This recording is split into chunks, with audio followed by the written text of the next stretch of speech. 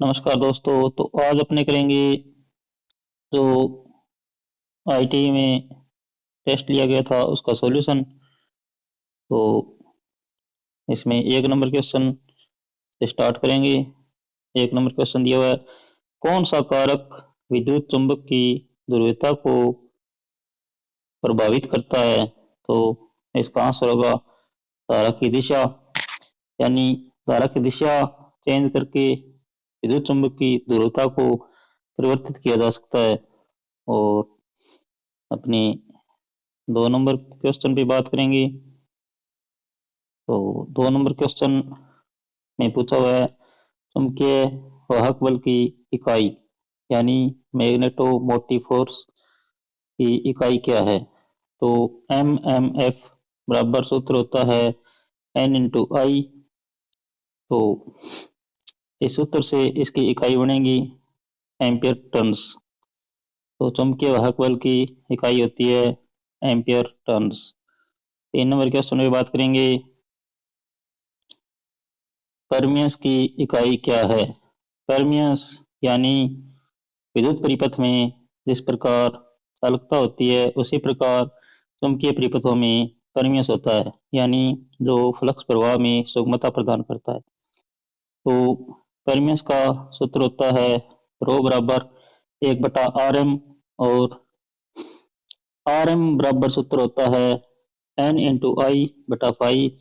यानी जब तीन संख्याएं एक दूसरे के ऊपर नीचे हो जाए तो संख्याएं पलट जाती है, और नीचे वाली संख्या ऊपर चली जाती है तो फाई बटा एन इंटू आई हो जाएगा। तो इससे इसकी इकाई बनेगी वेबर प्रति एम्पियर टर्न, और इसका बी आंसर राइट होगा। आगे अपनी बात करते हैं 4 नंबर क्वेश्चन पे। तो 4 नंबर क्वेश्चन इसमें दिया हुआ है, कौन सा पदार्थ अनुचुंबकीय पदार्थ है। तो अपने क्लास में पढ़ा था कि चुंबकीय पदार्थ 3 प्रकार से इनको वर्गीकृत किया गया है। यानी फेरो चुंबकीय पदार्थ तो उसको बोलते हैं लो चुंबकीय, पेरा चुंबकीय यानी अनुचुंबकीय पदार्थ, और डाया चुंबकीय यानी प्रति चुंबकीय पदार्थ। तो इसमें पूछा गया है अनुचुंबकीय पदार्थ के बारे में।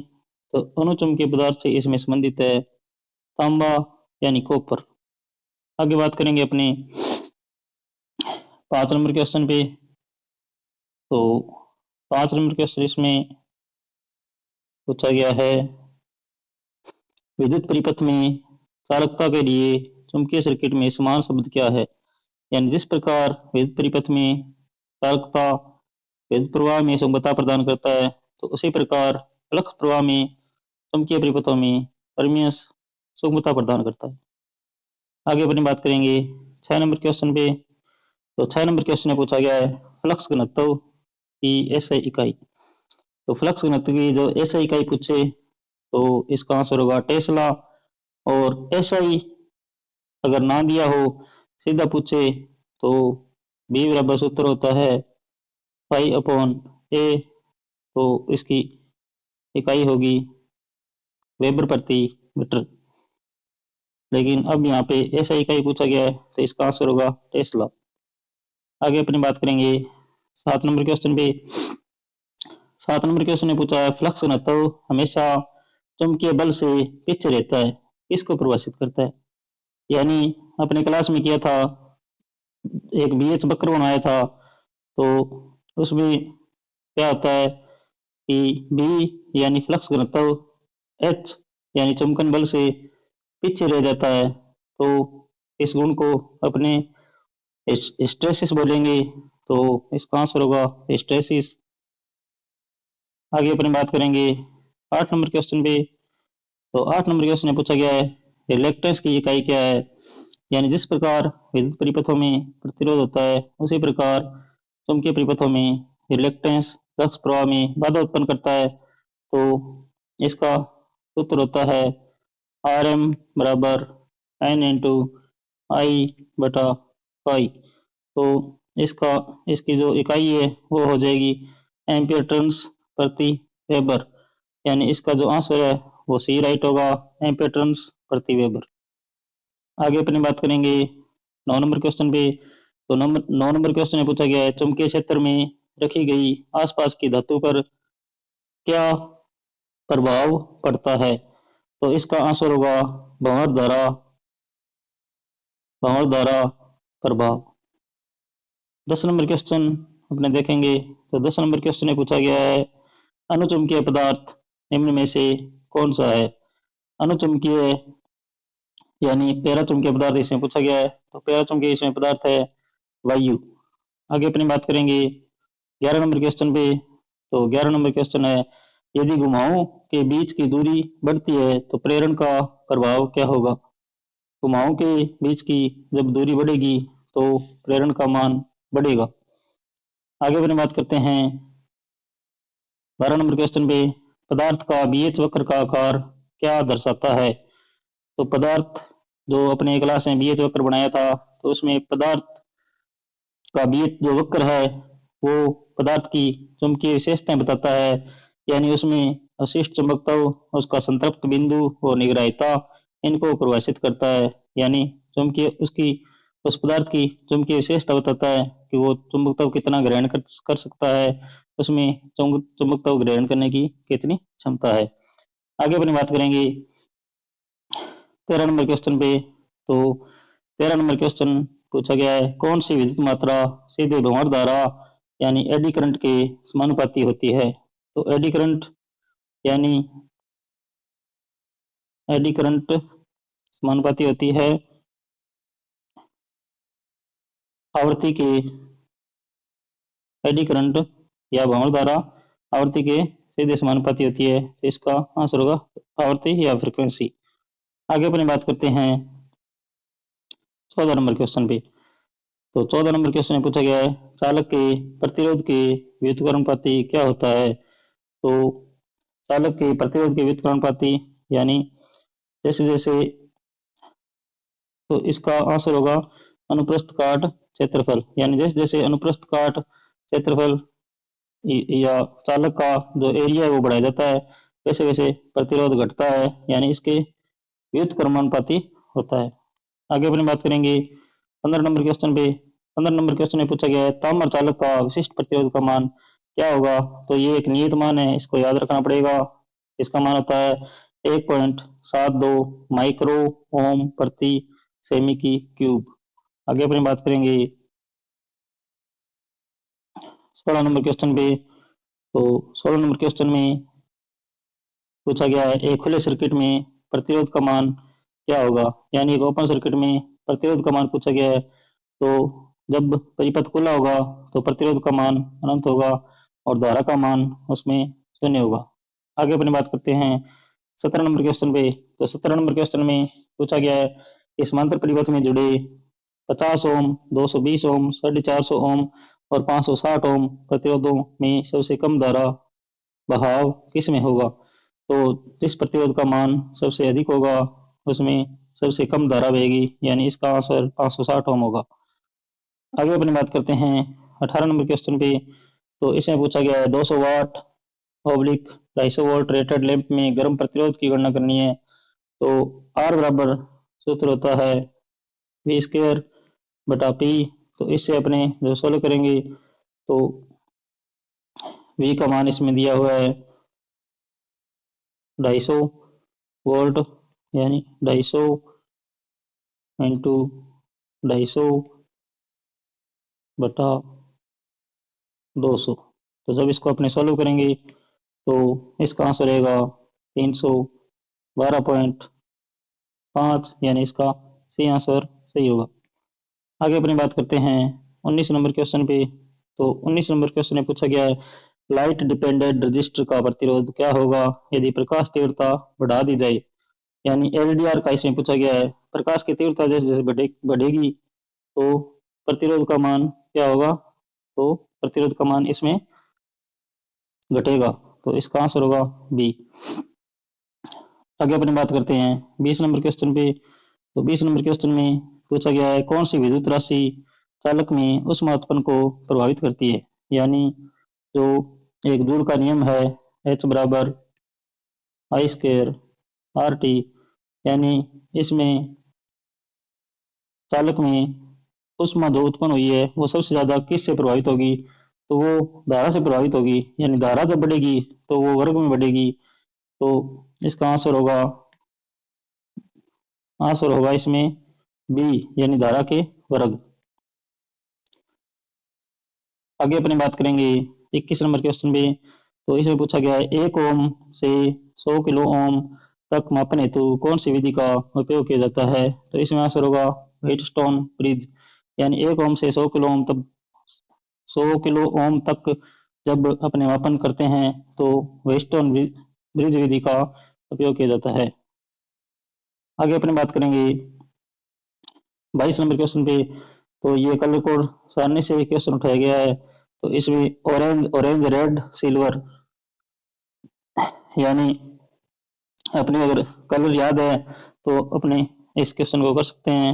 और वैसे क्लास में करवाया हुआ है कि बीबी रॉय great Britain very good wife reaction, ये ट्रिक बताई गई है। तो इसमें अब ऑरेंज पूछा गया है, तो बी से ब्लैक, बी से ब्राउन, आर से रेड और ओ से ऑरेंज हो जाएगा। ऑरेंज यानी यहाँ पे 0 1 2 और 3, तो ऑरेंज ऑरेंज 2 बार आया है, तो 3 और 3 ये दोनों एक साथ रखे जाते हैं। उसके बाद आता है मल्टीप्लायर यानी गुणक। तो गुणक में तीसरी पट्टी में अपने देखेंगे रेड का मान, तो 10 की 2 यानी 100 हो जाएगा।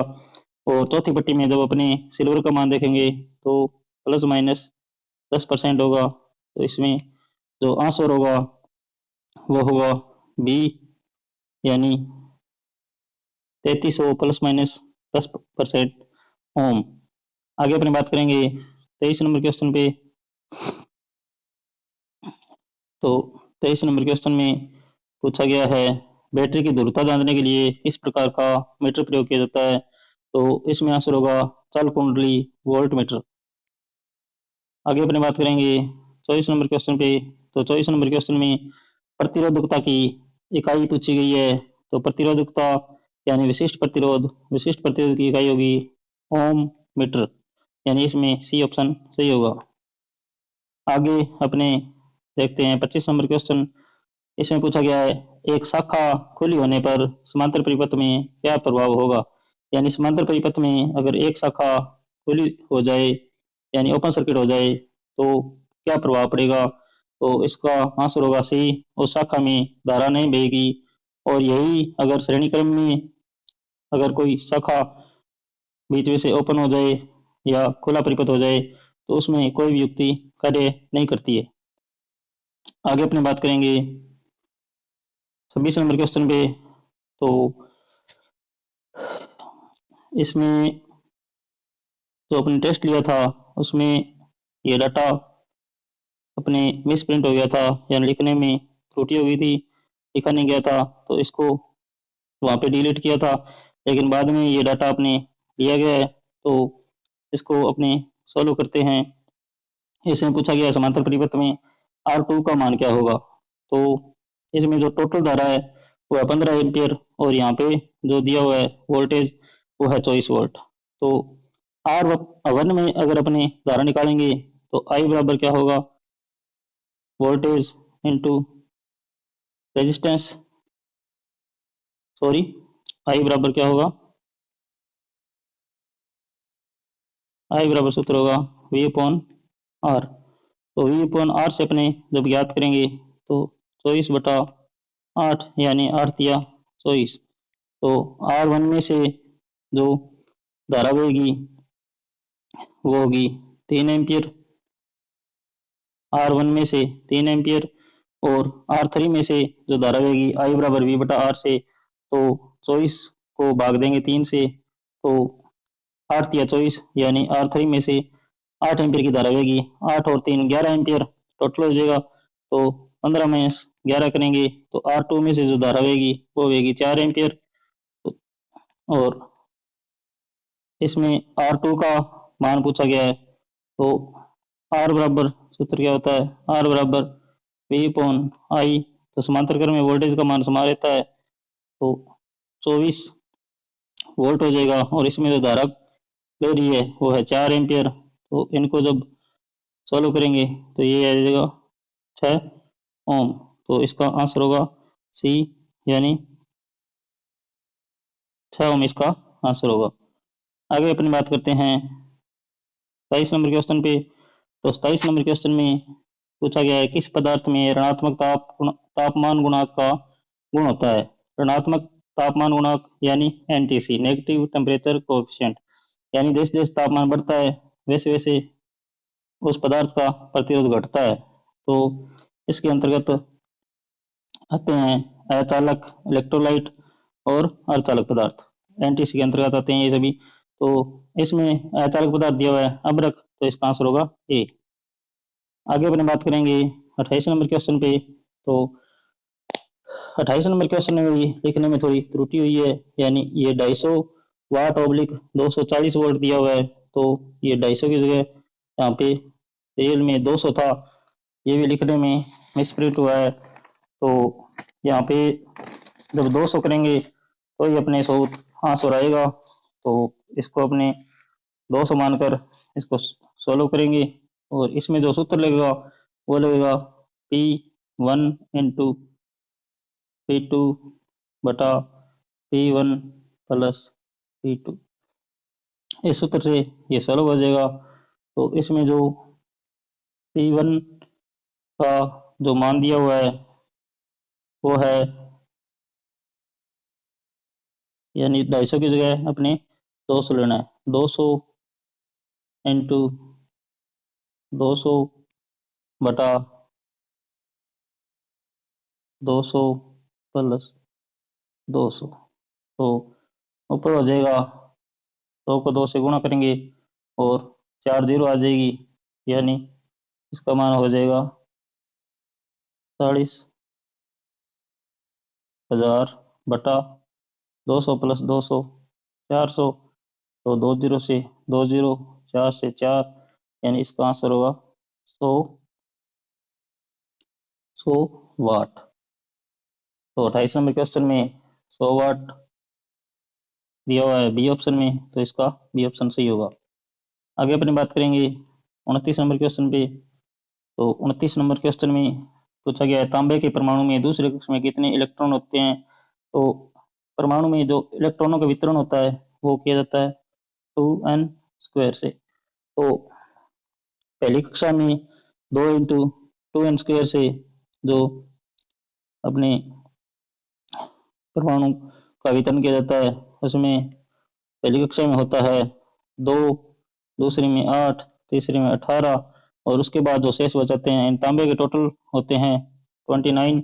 तो 2 8 हो गए 10 और 18 28, यानी अंतिम कक्षा में एक बचेगा। तो इसमें पूछा है दूसरे कक्षा में कितना है 8। तो इसका जो आंसर होगा वो क्या होगा सी, यानी दूसरे कक्षा में कितने इलेक्ट्रॉन होंगे 8 इलेक्ट्रॉन। आगे अपनी बात करेंगे 30 नंबर क्वेश्चन पे। 30 नंबर क्वेश्चन में पूछा गया है केबल की पास की अतिरिक्त धारा सुरक्षा के लिए धारा रेटिंग कारक क्या होगा। तो इसका आंसर होगा सी 1.23। ये फिक्स मान है, इसको याद ही करना पड़ेगा। आगे अपनी बात करेंगे 31 क्वेश्चन पे। तो इसमें पूछा गया है एल्यूमिनियम की चालकता का मान क्या होगा। तो यह भी फिक्स मान है 35 महो प्रति मीटर। आगे अपनी बात करेंगे 32 नंबर क्वेश्चन पे। तो इसमें पूछा गया है बिजली की मात्रा के लिए इकाई क्या है, यानी विद्युत आवेश की इकाई पूछा है। तो इसमें होगा बी ऑप्शन राइट, यानी विद्युत आवेश की जो इकाई होती है वो होती है कूलम। आगे 33 नंबर क्वेश्चन देखते हैं।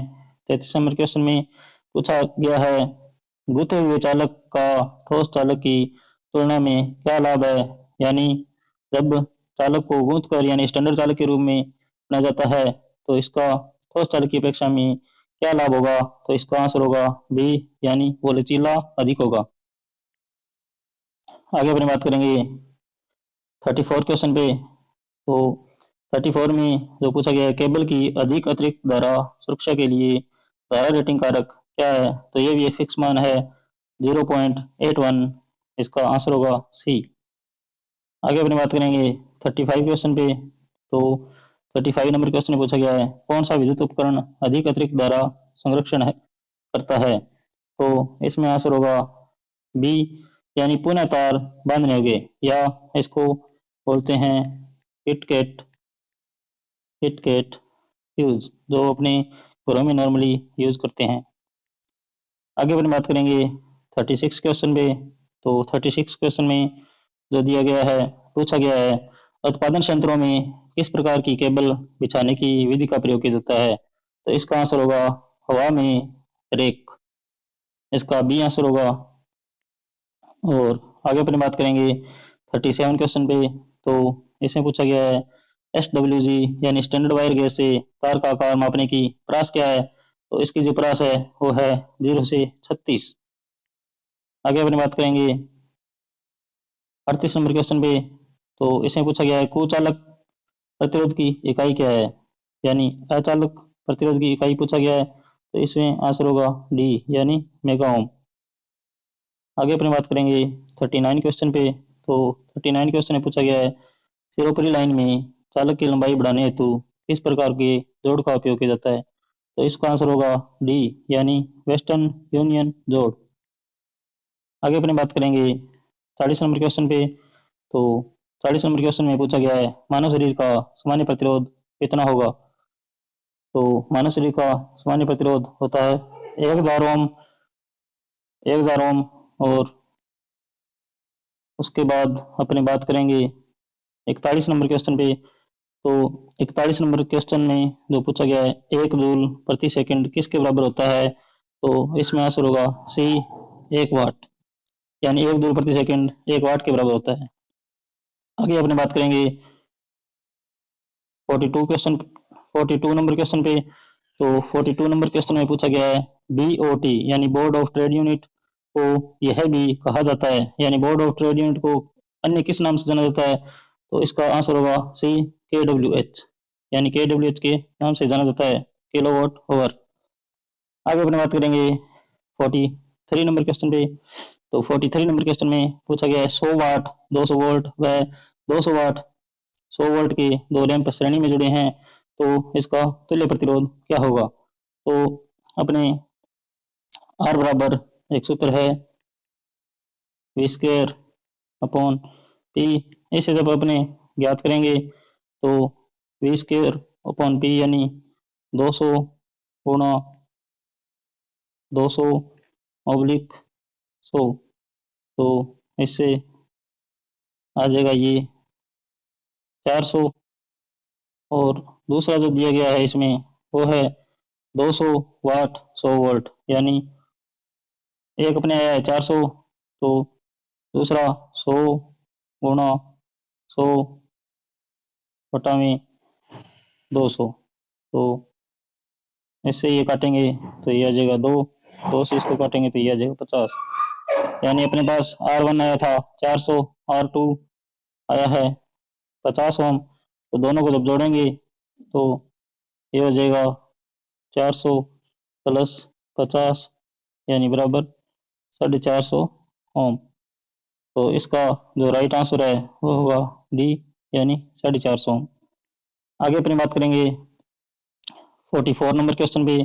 यानी इसमें पूछा गया है इलेक्ट्रॉन वोल्ट किसकी इकाई है? इलेक्ट्रॉन वोल्ट ऊर्जा की इकाई है, तो इसका आंसर होगा बी। आगे अपने बात करेंगे 45 नंबर क्वेश्चन पे, यानी 45 नंबर क्वेश्चन पे। 45 नंबर क्वेश्चन में पूछा गया है 60 वोल्ट स्रोत और 6 किलो ओम अवरोध वाले सर्किट में बहता हुआ विद्युत धारा यानी आई बराबर सूत्र क्या है? V upon are.